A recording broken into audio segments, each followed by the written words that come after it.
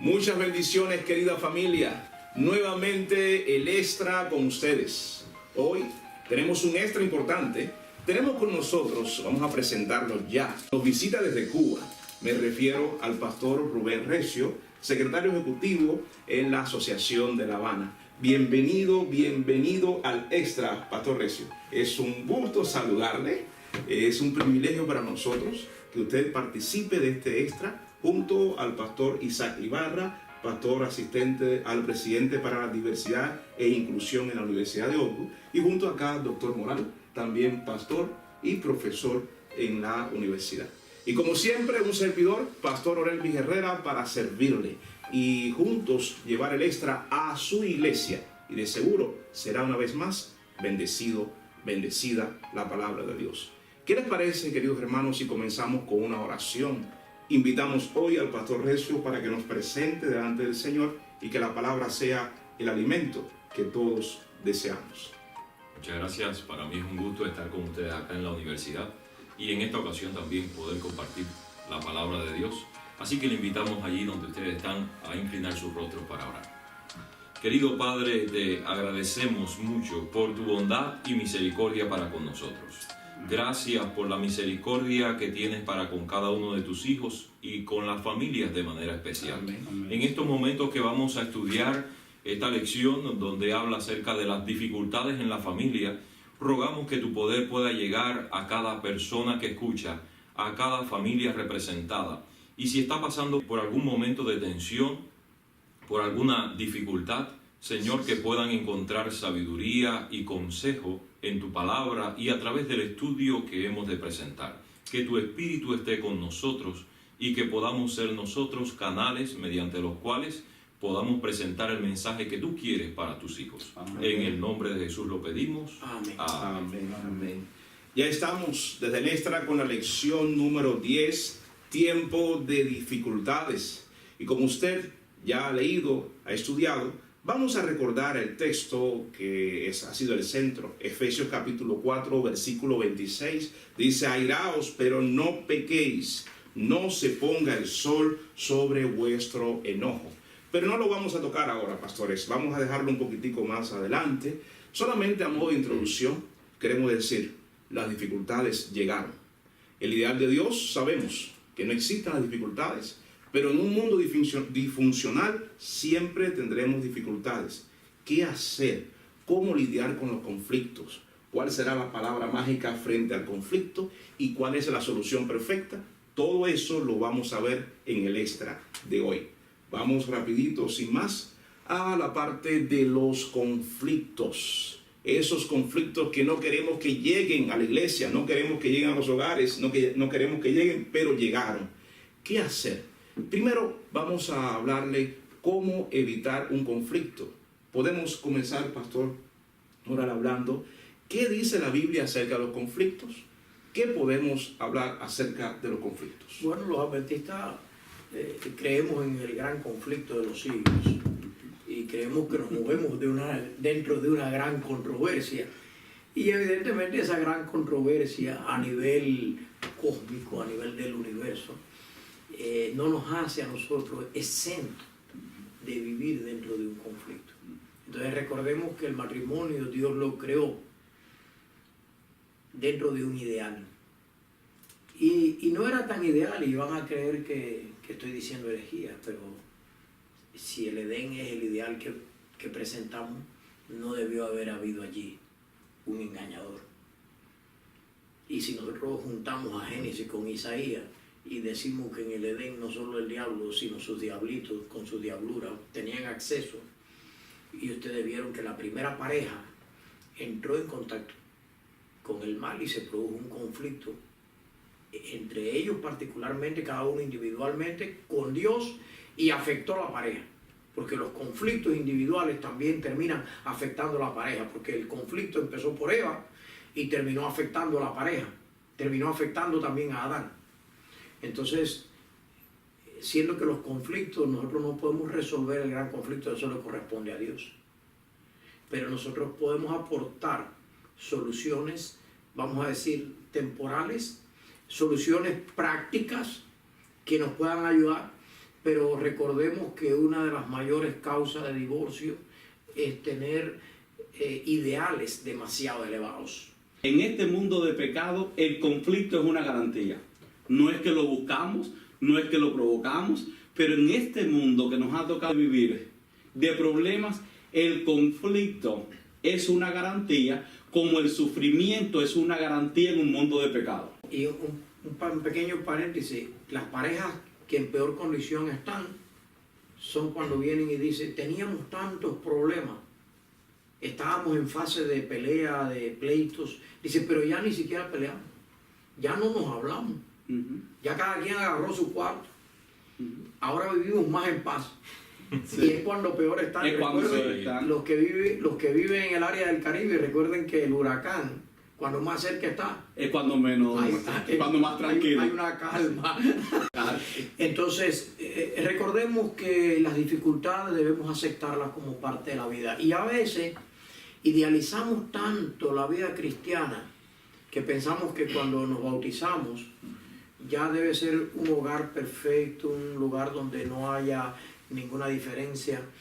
Y dijo Gatman que todos los matrimonios, él tiene una clínica donde por años han hecho estudios, así como en Loma Linda hacen estudios de nutrición, Gatman los hace en el tema del matrimonio, en su clínica, y él dice que los experimentos que él ha hecho, todos los matrimonios pelean, pero que lo que marca la diferencia es el arte de reconciliarse. Y el versículo de memoria va por ahí. Airaos, pero no. Porque el versículo de memoria no dice algunos que se airan, dice airaos. Y dice no pequéis. Y entonces dice no se ponga el sol sobre vuestro enojo. Es decir, que te vas a enojar. Pero ¿qué capacidad tienes? ¿Qué arte desarrollas? ¿Qué estrategia buscas para reconciliarte? Y Gatman coincide con Pablo desde el punto de vista psicológico. Pablo lo hace desde un punto de vista bíblico y espiritual. Lo que marca la diferencia es el arte de reconciliarte. Y nosotros sabemos que la reconciliación viene por Cristo. Dice, no deis lugar al diablo. Y antes de hacer la transición, creo que debe quedar claro que la ira es un atributo divino. Es un atributo de Dios. Lo que hay que saber manejarla a través del Espíritu Santo. Y evidentemente la ira puede tener una variedad positiva y también una negativa. ¿Cómo diferenciar una de la otra? Sabes que cuando nos airamos ante lo mal hecho, la ira es positiva, porque no estamos airados con ninguna persona. Cristo se airó. Cristo se airó en ocasión cuando los niños fueron traídos y los discípulos los estaban impidiendo. En ocasión cuando tomó el azote de cuerda, que no le dio a nadie, pero por lo menos los espantó. Y él se airó allí y volcó las mesas y regó las monedas. Pero no se airó con las personas, sino con lo que ellos estaban haciendo. Entonces, la ira negativa ataca a las personas. Entonces, debemos tratar de evitar, conocer estas estrategias para evitar esa ira en un sentido negativo. Así es. Pastor Recio, ¿qué pudiera decir usted sobre el tema? Bien, quisiera decir que la lección presenta lo que dice Proverbios con respecto a cómo evitar una pelea, evitar una batalla, que es como darle rienda suelta o como cuando una presa se rompe. Eso trae consigo conflictos, pero hay que considerar dos extremos. Está el extremo de la indiferencia, lo que decía el pastor. Cuando la pareja tiene tantos conflictos que decide y dice, bueno, es mejor no tener conflictos para llevarnos mejor, pero cada quien se aísla y entonces es una relación donde hay indiferencias. Los conflictos de alguna manera son necesarios para conocerse entre sí, ¿sí? Pero la lección presenta que ese conflicto que se va un poco más allá y genera ira, genera rencor, ese es el que hay que evitar y hay que considerar en qué conflicto o qué temática, dificultad en el hogar se le da un poquito de soltura o cuál es el que debemos controlar, cosa que evite problemas y dificultades mayores entre las dos personas. Así es. Esta semana leí algo en las redes sociales y no lo voy a decir textual porque no me acuerdo, pero la idea es esta. El diablo se puso de acuerdo con alguien y dijo, voy a acabar la paz entre esos dos vecinos. Tomó el caballo, rompió la cerca y lo soltó. ¿Lo leyeron? el caballo fue y le metió una patada al vecino. Entonces el vecino se enojó y fue y mató al dueño del caballo. Los hijos del muerto pues se enojaron y fueron y empezaron las contiendas y siguió. Cuando fueron a reclamarle al diablo, dice el diablo: ¿por qué me reclaman a mí? Yo solamente solté el caballo. Lo demás lo hicieron ellos. Y muchas veces desde este círculo nosotros hemos dicho que a veces le echamos al diablo más culpa de las que tiene. Ya él tiene la suya, pero evidentemente él no nos puede obligar a pecar, porque si nos pudiera obligar a pecar ahora mismo nos sacaría todos de aquí, nos metería en una taberna para que nos emborracháramos los cuatro. ¿Se imaginan ustedes? El diablo no tiene ese poder. Entonces, ¿cómo podemos nosotros ejercer el dominio propio? Es importante que cada quien, en vez de incitar a la pareja, señalar, criticar a la pareja, a los hijos, los adolescentes todavía, ellos tienen menos control de las emociones. Entonces somos nosotros los que más debemos mostrar el control de las emociones. La persona que no controla su temperamento, su personalidad, ¿cómo puede llevar adelante una iglesia, un liderazgo, un departamento? Por eso la Biblia dice que gobierne bien su casa, pero para gobernar bien su casa primero tiene que dominar su propio espíritu, dice Salomón. Entonces el dominio propio es un fruto del espíritu, y pedirle a Dios que nos ayude en combinación el Espíritu Santo con nuestra fuerza de voluntad, porque también un poco tenemos que poner en nuestra parte, desarrollar el dominio propio. Y cuando alguien está peleando, tiene que haber alguien que le haga, ¿cómo se dice en Cuba? Que le haga la media. Sí, a la media. Para que esa pelea llegue a tener calidad, vamos a decir. Y doctor, yo no sé si hay una correlación, pero yo he visto muchos casos de personas que no pueden dominar un conflicto en su hogar. Lo ponen como líderes de iglesia y son los que quieren controlar la iglesia, porque no tienen dominio sobre su hogar, tienen la necesidad de controlar algo, y los que sufren las consecuencias son las iglesias. Y sin embargo, vemos personas que en su casa manejan los conflictos de una manera equilibrada, llegan a la iglesia y no tienen necesidad de imponer nada. Evidentemente, yo pastoreé por 30 años y ustedes todos son pastores. ¿Cuántas veces en la junta de la iglesia hemos visto escenarios que realmente no quisiéramos que el público los contemplara? Y yo muchas veces me preguntaba, ¿cómo serán en su casa? Entonces esas personas que faltan el respeto a otros, que atacan, incluso a los líderes que Dios puso, también los atacan.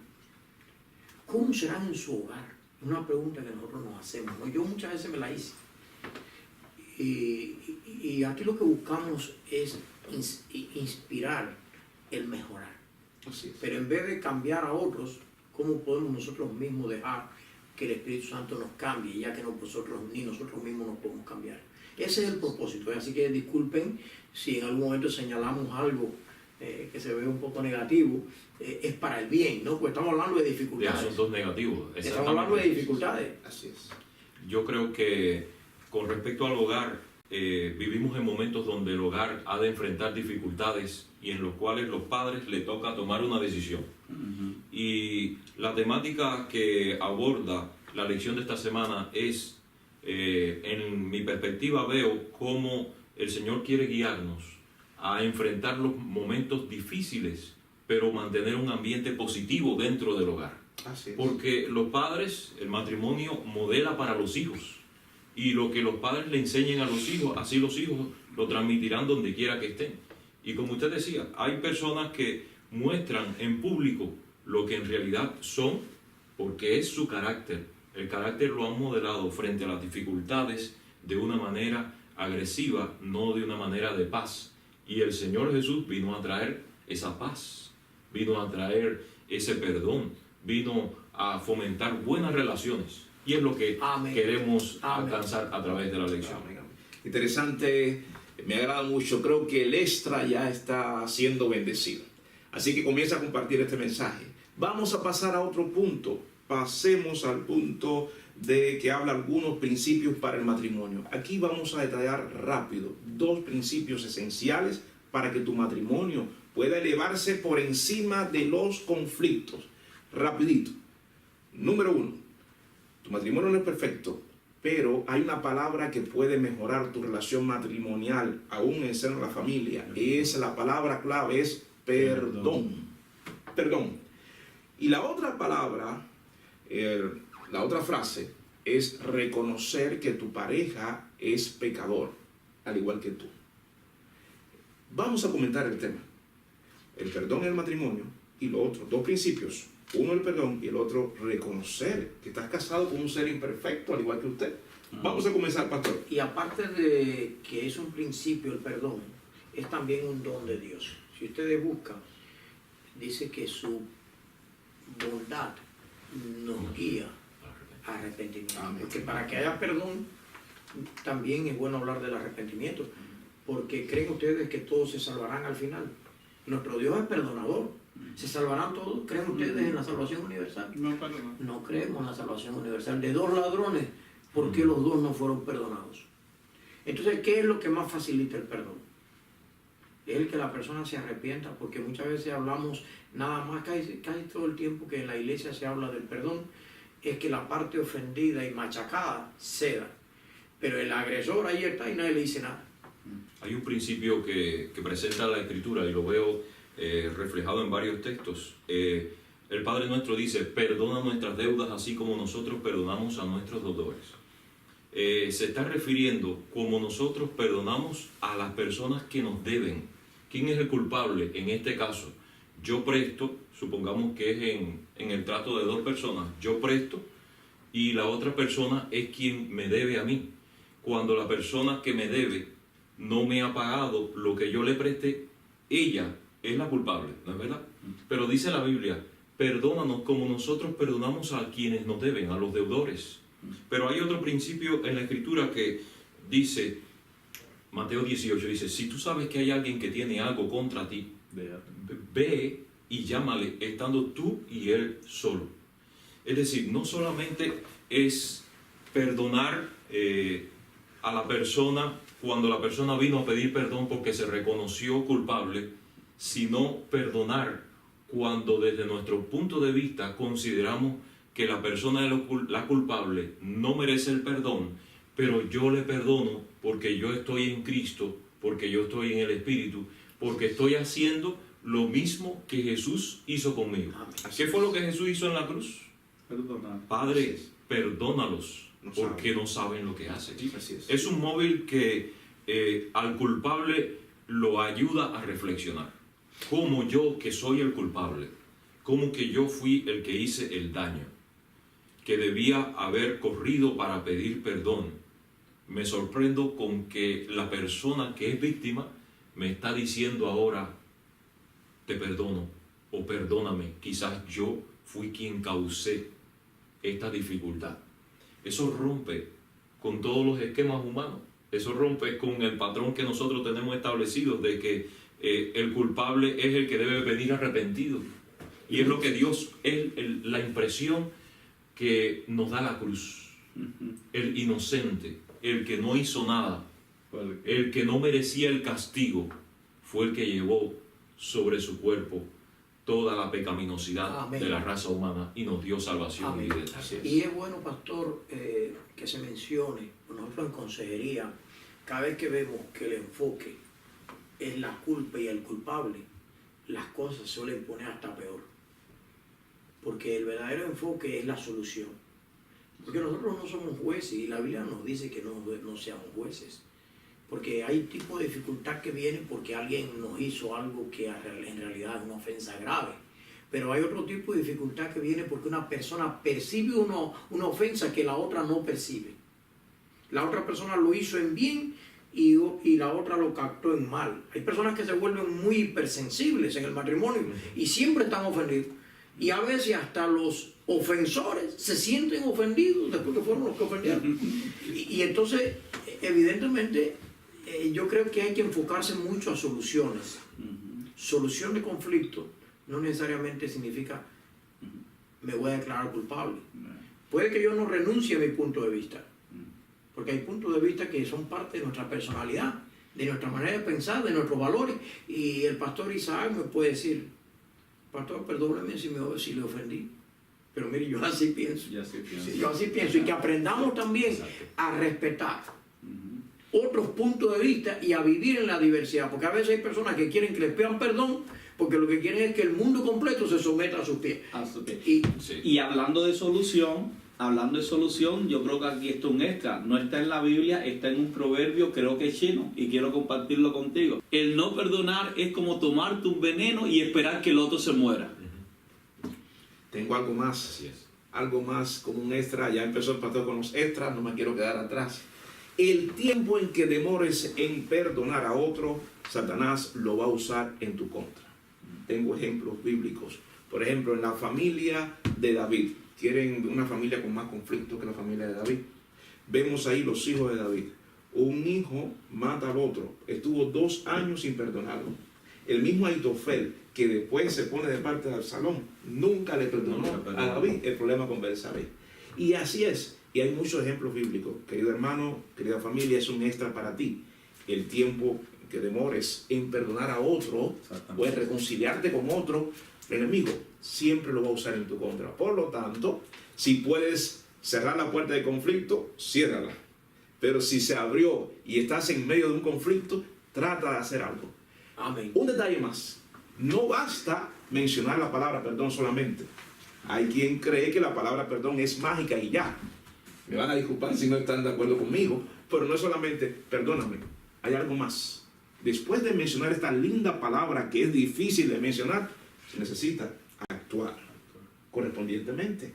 Porque no, perdóname mi amor, perdóname pastor, pero sigo haciendo las cosas incorrectas. O hay personas que usan la palabra perdón para manipular. Sí. Porque a veces lo que muestra más el espíritu de perdón es decir, a ver, yo quiero saber, pastor Orelvin, qué fue que le ofendí. A ver, explíquemelo bien. Así es. Y después a veces es bueno preguntarle, pastor, ¿qué estaría bien con usted para que usted se sintiera bien conmigo? Bueno, Y entonces usted me explica qué es lo que espera de mí.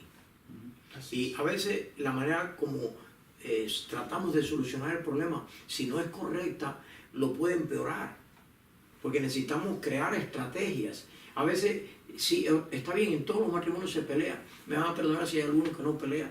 Tal vez lo vamos a orar por ese mentiroso. Perdonen, que a veces se vuelve uno un poco informal, ¿no? Pero dicen que los especialistas que es bueno decir cuando están viviendo en paz. Si un día surge una diferencia entre nosotros, vamos a poner reglas. Mira, esta es una regla, está puesta por la Biblia. No se ponga el sol sobre vuestro no. Otra regla, nadie se va a ir de la cama a dormir a un cuarto separado. Otra regla, te enojas pero todavía vas a cocinar. Otra regla, cocino pero te lo vas a comer. Entonces se ponen pequeñas reglas y se vuelve hasta un deporte.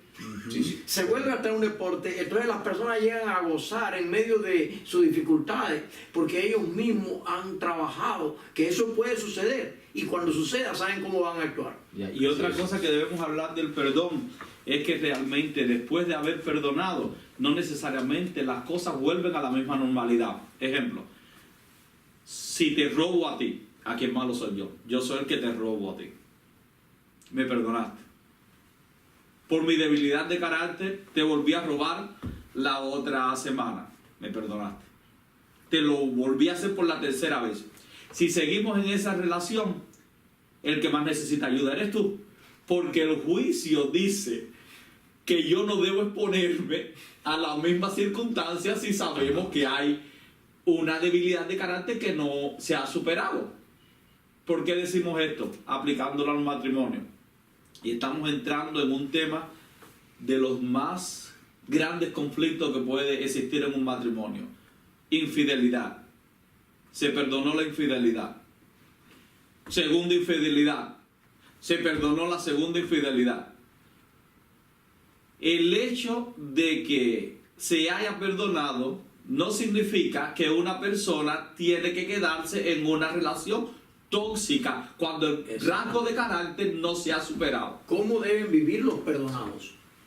Porque el perdón no tiene ningún efecto si la persona no es perdonada. Y para que sea perdonada debe haber un cambio en su vida.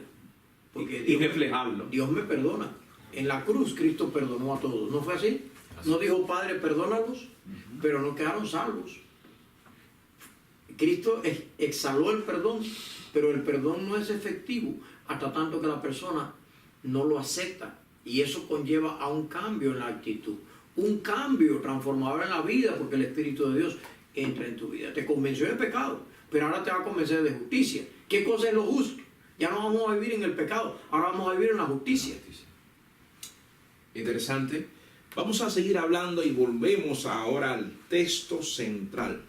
Airaos, pero no pequéis. Se ha hablado un poquitico, pero vamos a definirlo ya. El pastor Ibarra lo habló al principio. El enojo no es pecado, es un sentimiento. Vamos a hablar más porque hay hermanos que están preguntando, bueno, entonces, ¿qué? ¿Es pecado o no? Comenzamos por aquí. Sí, porque habíamos hablado que el tener nosotros nuestras emociones y nuestros sentimientos, incluso una persona que no tiene emociones, es una de las características de un esquizofrénico. Sí. No tiene emociones, se le ve en su cara. Pero una persona que se ríe, que goza, también es una persona que se enoja. Depende que le busquen el lado. Entonces, si nos reímos y gozamos, también nos entristecemos y nos enojamos. Emociones. Pero el asunto es cómo canalizarlo en forma positiva. Cómo poder nosotros tomar todo eso como un beneficio hasta para la familia. Porque si hay dificultades, ¿por qué no enfrentarlas? Si nadie se enojó ante lo mal hecho, ¿qué va a pasar? Van a seguir haciendo lo mismo. Así es. Alguien tendrá que enojarse porque algo se hizo mal. Porque imagínense que quieren la gente que hagamos fiesta cuando todo está mal. Canalizar, está diciendo canalizar nuestro no. Exactamente, podemos utilizar las cosas negativas para tratar de provocar una solución. Y ahí estamos viendo lo que es la personalidad. Ejemplo, hay personas que han llegado a mí y me han dicho, pastor, usted siempre se está riendo. Y yo le dije, pregúntale a mi familia, ¿verdad? Si tú hablas con mi familia, te vas a dar cuenta que el pastor Ibarra no siempre se está riendo, ¿verdad? Porque es verdad que nosotros desarrollamos una buena personalidad de cómo tratar al público. Y eso está muy bien. Pero parte del ser humano es tener una relación sana. Y una relación sana es que hay un tiempo para todo, hasta para el enojo. Porque si ante algo mal hecho, y podemos citar ejemplos bíblicos, no hay cierto enojo, yo creo que habría un problema, porque lo que estamos es aprobando, tal vez con nuestra actitud, lo mal hecho. Porque el enojo es como la fiebre, es un mecanismo de defensa. Es un mecanismo de defensa, el cuerpo lucha contra la enfermedad y a través del enojo nosotros luchamos contra lo mal hecho. Ahora yo creo que si lo usamos positivamente, de manera que el sol no se ponga sobre nuestro enojo, como dijimos, de manera que no demos lugar al diablo, que no tome el diablo control de nuestra vida.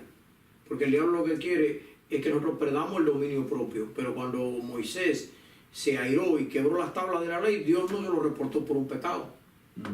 Pero Dios lo que le reportó por el pecado fue el enojo de golpear la roca. ¿Ves que son dos enojos diferentes? Dos enojos. En uno estaba la gloria de Dios y que las cosas se hicieran bien. Y en el otro estaba imponer su voluntad. Creo que todos nosotros hemos tenido la experiencia de visitar las cárceles. Y como pastores hemos tenido un gran privilegio. Y hemos visto que las cárceles están llenas de personas buenas que no pudieron manejar su enojo en un momento en particular. Los conozco. Muchachos buenos que en el momento del enojo no supieron canalizarlo y llegó una desgracia. Así es. Un detalle más.